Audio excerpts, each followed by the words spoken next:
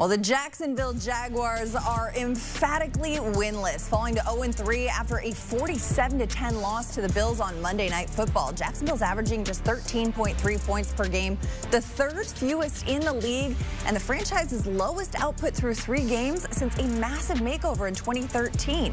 After Sunday's loss, head coach Doug Peterson emphasized there has to be changes, but added Tuesday afternoon, the focus of this team is on the task at hand.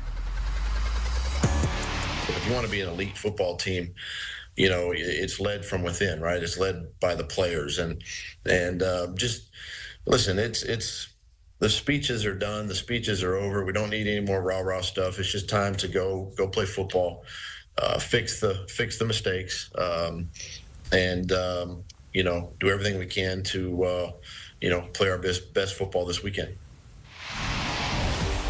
Well, the speeches may be over, but the panic might be just getting started as we take a look at the panic meter across the league with 3 teams starting the season at 0-3. For more, welcoming in CBS NFL writer John Breech. John, as I mentioned, 3 teams starting 0-3 this season, and the odds for a playoff appearance are not likely. Only 6 teams have ever done it. Only 1 team has done it since 2020. That's the 2018 Texans. So starting with these Jaguars, how much should Jacksonville be panicking? All the panic, Madeline. I am the top of the scale. I am talking, you're having a panic attack while watching the movie Panic Room, while listening to Panic at the Disco. Just every panic you can put in is what Jacksonville should be doing right now. We saw what happened on Monday night. They got absolutely destroyed. They looked lifeless on the offensive side of the ball. They couldn't stop Buffalo on the defensive side of the ball. And we saw what Doug Peterson just said, that changes have to be made. When the head coach is already questioning things after 3 weeks, that is absolutely a time to panic. Head coaches, when teams get blown out, head coaches are the guys giving the silver lining, saying, hey, you know what, we've already moved on to next week, we'll put this one behind us. Doug Peterson didn't do that. He said, no, we've got to fix things, we've got to do it right now, or this team's not going to go anywhere. And the biggest problem for Jacksonville right now is Trevor Lawrence. He just has not taken that big step ahead that you want to see out of a quarterback that you just invested $275 million into. We saw him in the first half when he still was kind of in the game against the Bills. He was struggling to complete passes.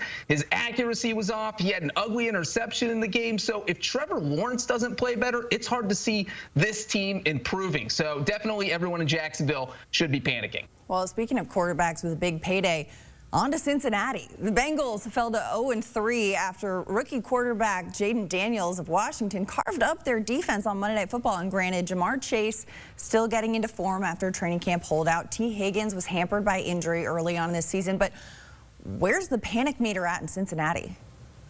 I don't think it's as high as Jacksonville's, but if we're on a 1 to 10 scale here, I'm going to put it at about a 7. I think the Bengals absolutely have to be panicked, and just because the math is against them. As you mentioned, there's only been one 0-3 team that has made the playoffs since 2000. So we've gone well over 2 decades. It's only happened once. So this is not something that happens where teams are able to rebound from an 0-3 start to make the playoffs. Now, if you're the Bengals, though, the reason you're not panicking is because the offense looked really good. It's not Joe Burrow's fault that the defense couldn't force a punt by the Commanders, but you have an offense that didn't turn the ball over. Look, they looked bad in week 1 on offense. They looked better in week 2.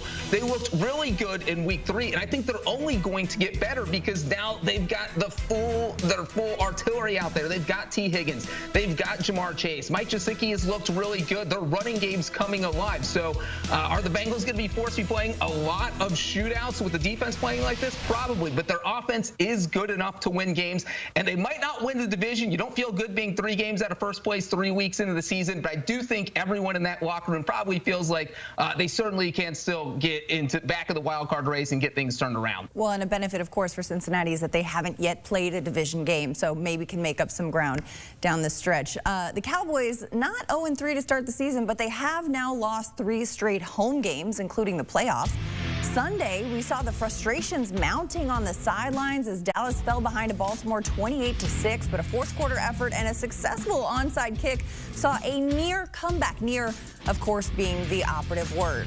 A 1-2 start, though, isn't what Cowboys fans expected, especially after handing out monster deals to wide receiver CeeDee Lamb and quarterback Dak Prescott. keeping them under contract for the foreseeable future. But in an uncharacteristic move, Cowboys owner Jerry Jones took some of the blame for the team's slow start to the season. Now, when confronted with a poll that said 78% of votes from fans claimed the outspoken owner is the one who should shoulder the blame for this 1-2 start, he said that's very fair. It's well known that no decision is ultimately made here for what I either have acquiesced to or approved it.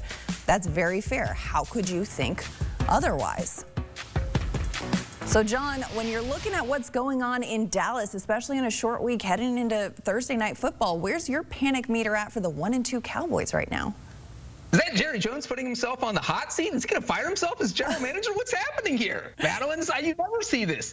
My panic meter with the Cowboys, I would put at about a 6. Look, their MVP through 3 weeks is their kicker. That's not ideal, and I love kickers. So you look at what the Cowboys have done. They've been run out of their own stadium in each of the past 2 weeks, giving up just getting beaten badly. And so, sure, they almost came back and beat the Ravens, but that game was out of hand for most of the 4 quarters. So when you look at the Cowboys, though, the one thing that you feel really good about is that as bad as you have played for the first 3 weeks of the season, you're only 1 game out of first place. You're sitting at 1-2. The top team in the NFC East is 2-1. So by the end of week 4, the Cowboys could be back in first place, and no one will remember what happened the first few weeks of the season. They gave up over 40 points to the Saints. That they lost at home to the Ravens. So I think that is what you're telling yourself if you're the Cowboys. Now, the problem for Dallas is that the defense can't stop the run, and that's something that's going to be pretty easy for other teams to exploit. If you are playing the Dallas Cowboys, there is no reason to throw a pass. You just keep running the ball until they prove they can stop the run. And so